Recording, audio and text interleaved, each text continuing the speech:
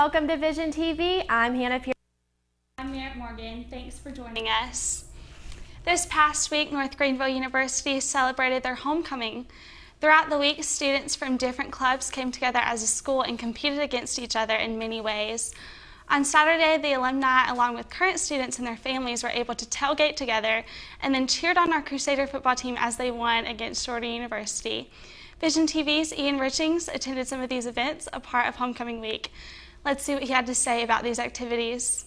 What's up, Crusaders? I'm Ian Richings, standing in front of Yount Stadium, which is one of the many locations both across campus and beyond that served as the home of several exciting homecoming activities this past week.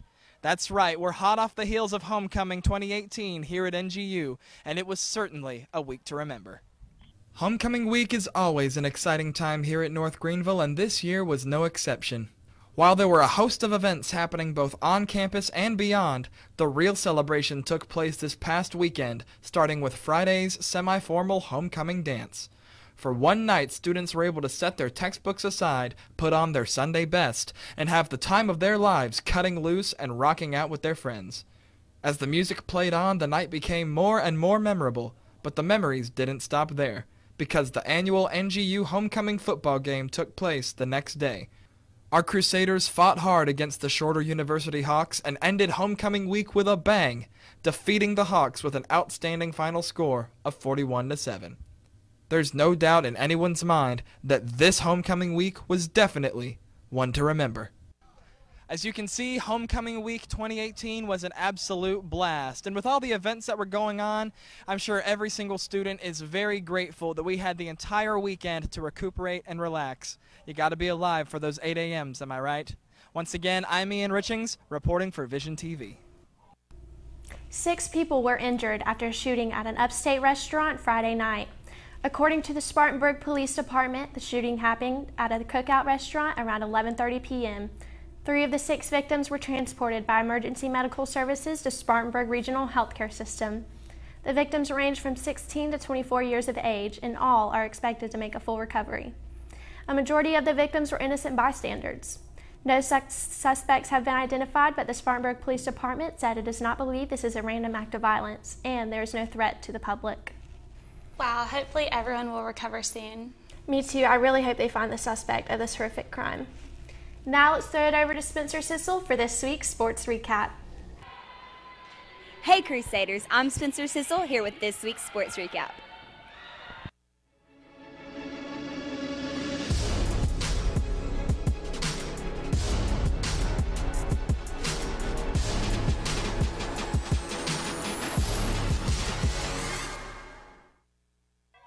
We start the week off on Monday, October 8th, with women's golf, who had a 2-day invitational hosted by Catawba College.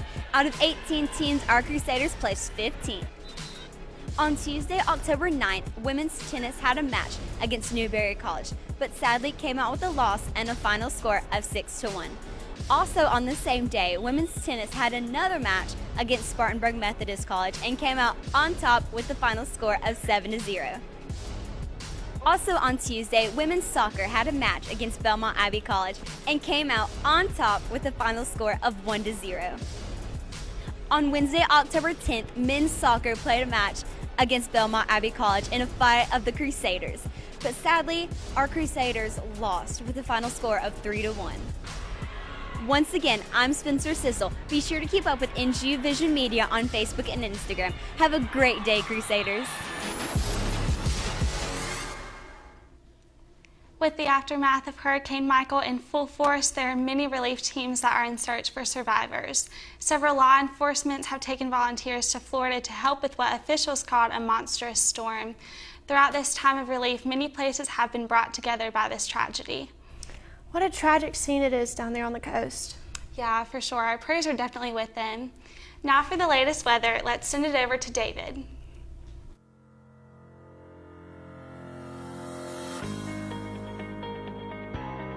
Hey North Greenville, David Ford here with your weekly weather report. So today on Tuesday, we have a high of 79, low of 60, many clouds in the sky, and a slight chance of rain. Looking down the week, we have a high of 75 and a low of 46 on Wednesday. Same looks to that on Thursday and Friday. Saturday, we have another chance of rain with a high of 68 and a low of 41. And then Sunday has a low of 37, so it looks like that cooler fall weather is approaching more and more. Now back to you guys in the studio.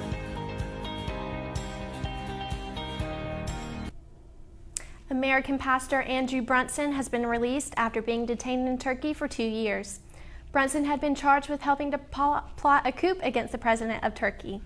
A Turkish court on Friday sentenced Brunson to 3 years and 1 month in prison, but chose to release him based on his time already served as well as his manner during the proceedings. After his release, Brunson quickly left his home in Izmir, Turkey, and headed to the airport. 2 U.S. defense officials said the U.S. had put military aircraft on standby from Europe to transport Brunson out of Turkey and finally get him home. We covered this story a few weeks ago on Vision TV, and I'm really glad to hear all the good news about it. Me as well. Well, that's all the time we have for this week. Thank you for joining us here on Vision TV. Be sure to keep up with NGU Vision Media on Facebook and Instagram, and check out thevisionngu.com. I'm Hannah Pearson. And I'm Merit Morgan. Thanks for joining us.